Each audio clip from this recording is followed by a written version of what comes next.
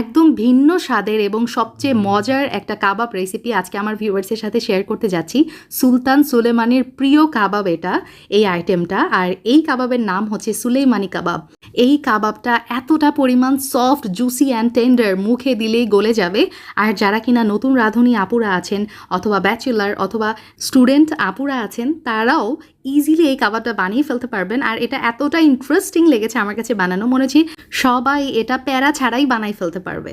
তো আমার বাসায় হিট একটা আইটেম আপনাদের সঙ্গে আজকে শেয়ার করছি, আশা করি রেসিপিটা সবার ভালো লাগবে। প্রথমেই লাগছে আমার চিকেন। এখানে আমি বোনলেস চিকেন ব্যবহার করেছি। আমি 1 কাপ পরিমাণ চিকেন নিয়ে নিলাম। তার সাথেই দিয়ে দিলাম পেঁয়াজ কুচি, 2টা মিডিয়াম সাইজের পেঁয়াজ আমি ব্যবহার করেছি। তার সাথে দিয়ে দিলাম ক্যাপসিকাম 1/4 কাপ আমি এখানে ব্যবহার করেছি। তার সাথে গাজর কিউব আমি এখানে ব্যবহার করেছি 1/4 কাপ। ধনিয়া পাতা দিয়ে দিলাম জাস্ট ফর একটা নাইস ফ্লেভার যাতে হয়। তার সাথে রসুন ব্যবহার করেছি, কতগুলো কলি দেখতে পাচ্ছেন। আর কাঁচামরিচ দিয়ে দিলাম আমার স্বাদ মতো, এখানে 5 থেকে 6টা ব্যবহার করেছি। আমি ছোট্ট একটা আদা 2 টুকরো করে এখানে দিয়ে দিয়েছি। আমি এখানে চপার ব্যবহার করেছি কাবাবের মিশ্রণটা পেস্ট করে নেওয়ার জন্য অথবা ব্লেন্ড করে নেওয়ার জন্য। আপনারা চাইলে কিন্তু এখানে ব্লেন্ডারও ব্যবহার করতে পারবেন। কাবাবের উপকরণগুলো আমি একসাথে ব্লেন্ড করে নিয়েছি।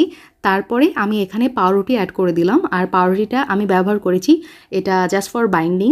শুধু তাই নয়, কাবাবের পরিমাণটাও কিন্তু একটু বেশি হবে। আমি এখানে 2 পিস পাউরুটি দিয়ে সব কিছু একত্রে খুব ভালোভাবে ব্লেন্ড করে নিয়েছি। এখন একটা এই কাবাবের মিশ্রণটা বলে ট্রান্সফার করে নিচ্ছি।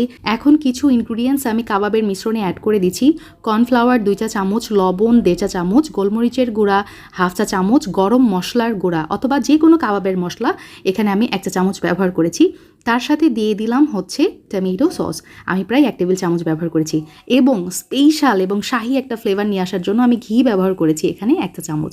তবে আপনারা চাইলে এখানে কিন্তু বাটারও ব্যবহার করতে পারেন।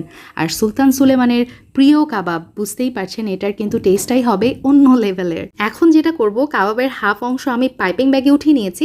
আর হাফ অংশ আমি নিয়েছি হচ্ছে আটা ময়দার যেই পলিগুলো থাকে না, শক্ত পলি, তার মধ্যে। অনেকের বাসায় অথবা হাতের কাছে অনেক সময় পাইপিং ব্যাগ থাকে না, সেক্ষেত্রে এই স্টেপটাও ফলো করতে পারেন। তো দুইভাবেই আজকে আপনাদেরকে দেখিয়ে দিব। আর এইদিকে কড়াইয়ের যেই পানিটা নিয়েছিলাম সেটাতে কিন্তু খুব সুন্দরভাবে বলক চলে আসছে। আর পাইপিং ব্যাগের মধ্যে যেই মিশ্রণটা নিয়েছিলাম, পাইপিং ব্যাগের মুখটা আমি সামান্য কেটে দিয়েছি, দেখতে পাচ্ছেন। আর এখন সেই ছিদ্র অংশ দিয়েই আমি শাসলিকের কাঠিটা ঢুকিয়ে দিলাম এবং আলতো করে চাপ দিলেই দেখতে পারবেন কি সুন্দর করে মানে এক কাবাব বেরিয়ে আসছে, কাবাব হয়ে যাচ্ছে। কাঠির মধ্যে এই কাবাবের মিশ্রণটা লেগে যাচ্ছে। এটা দেখতে যতটা না ইন্টারেস্টিং, আপনি যখন এই কাবাবটা বাসায় বানাবেন তখন এটা করতে আরও মানে মজা লাগবে। আর আগেও বলেছি যে কেউ এটা করে নিতে পারবে। আর এই যে দেখতে পাচ্ছেন আটার পলির মধ্যে যেটা আমি উঠিয়েছিলাম সেটা দিয়েও আপনাদেরকে করে দেখাচ্ছি। সাইজের একটু হেরফের হবে, মানে মোটা পাতলা টাইপ, কিন্তু টেস্টের কোনোই ডিফারেন্ট হবে না। কাবাবগুলো আমি গরম পানিতে বয়েল করে নিব 5 থেকে 6 মিনিট। তো এটা বয়েল হতে থাক, আমি ওইদিকে টেবিলটা প্রিপেয়ার করে নিচ্ছি। কারণ ইফতারির টাইম হয়ে যাচ্ছে আর এই কাজটা এখনই না করে রাখলে পরে আমার বেড়াছাড়া লেগে যাবে।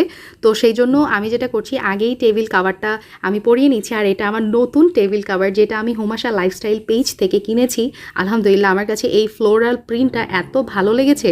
ওদের পেজে আমি ভিজিট করেছিলাম, আরও অনেক ডিজাইন আছে, ভ্যারাইটিস ডিজাইন, কিন্তু আমার কাছে মনে হয়েছে আমার বাসার কালারের সাথে এই টেবিল ক্লথটাই মানে যাচ্ছে। তো সেই জন্য আর কি এটাই নেওয়া। আর দেখতেই পাচ্ছেন কি সুন্দর ফুলগুলো একদম ফুটে আছে মনে হচ্ছে। আপনারাও চাইলে আমার মতো এরকম টেবিল কাভার কিনে নিতে পারেন স্ক্রিনে দেওয়া নাম্বার অথবা হুমাশা লাইফস্টাইল ফেসবুক পেজে নক করে। এইদিকে আমার কাবাবগুলো সুন্দরভাবে বয়েল করা হয়ে গেছে। আমি 5 থেকে 6 মিনিটের মতো বয়েল করে নিয়েছি।